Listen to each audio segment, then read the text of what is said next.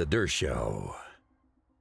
If Churchill had been the prime minister of England in 1936 and he saw what the Nazis were doing and developing, he might very well have taken preventive action and destroyed the Nazi army before it became powerful enough to destroy all of Britain, with the exception of England.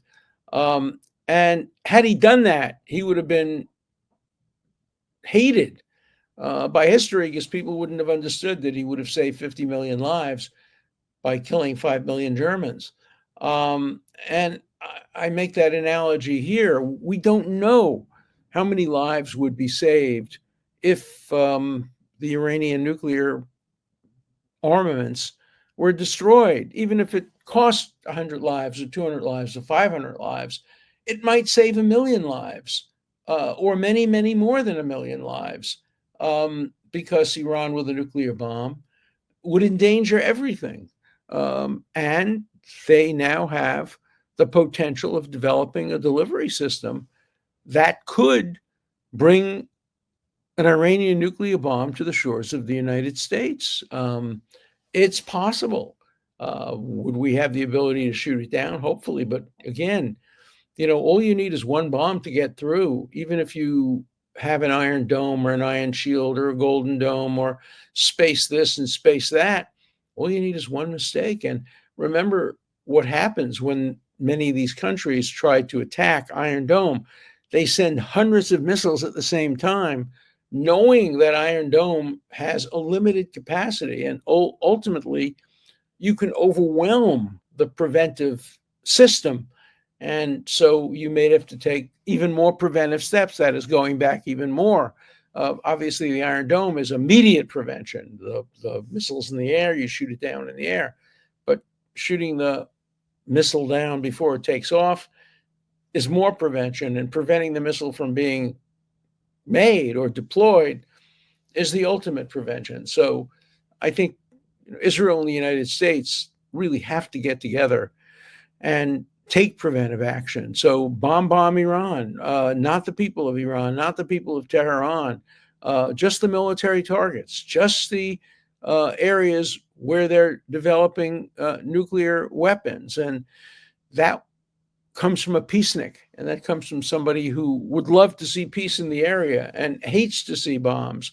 But sometimes the right preventive bomb, a bomb in time saves 9,000 or million. And so the bomb could be the stitch in time. And I know people disagree with me, and I know there are those in the Trump administration who disagree with me. Tucker Carlson disagrees. The head of intelligence, Noam, seems to disagree. We're not sure. And we're not sure what Trump's attitude is. Obviously, Trump's attitude and mine is to prefer a negotiated resolution. If you can get a real negotiated resolution, if you can get a real deal. Trump was smart enough to understand that the original deal that was signed by Obama, which I opposed from day one. I wrote a book right then called The Case Against the Iran Deal, and that's what broke up my relationship. I had a good relationship with President Obama. It broke up over the Iran deal, which he looked at me in the Oval Office, promised me he would never make a deal that subjected Israel to any real risk of being bombed by Iran. And he did. He violated his promise to me. He violated his promise to the American public. And I broke up my relationship with him over that.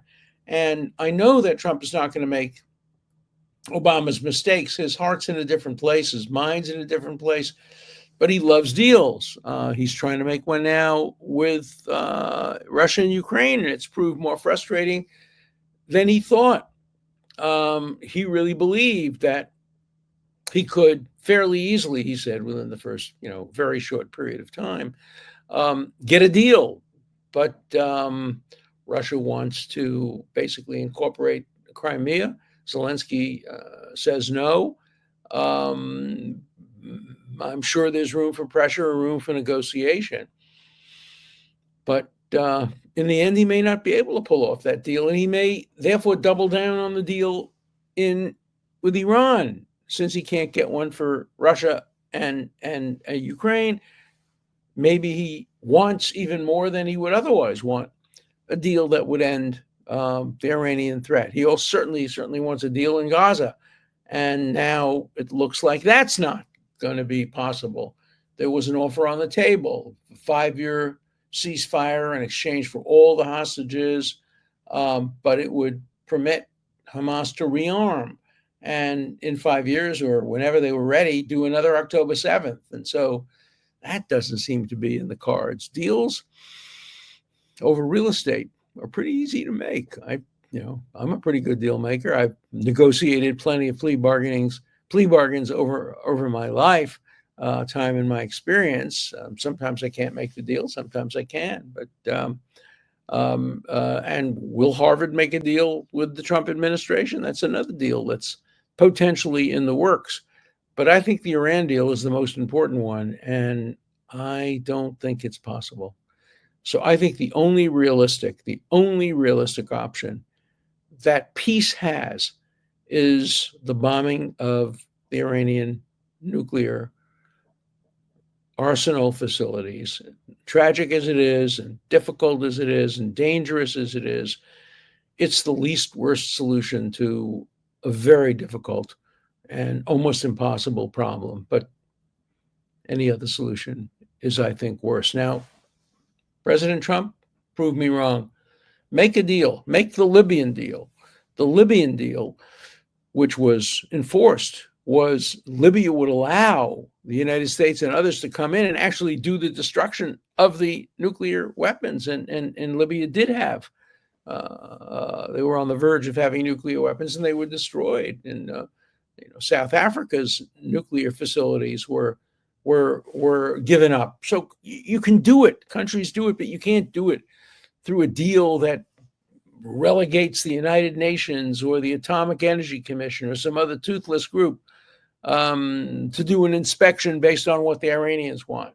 So no, if you're going to have a deal, it has to be an enforceable deal, a good deal, not just a better deal than the Obama deal, but a different kind of deal that absolutely assures that Iran cannot physically develop a nuclear arsenal. If that deal's possible, I bless it.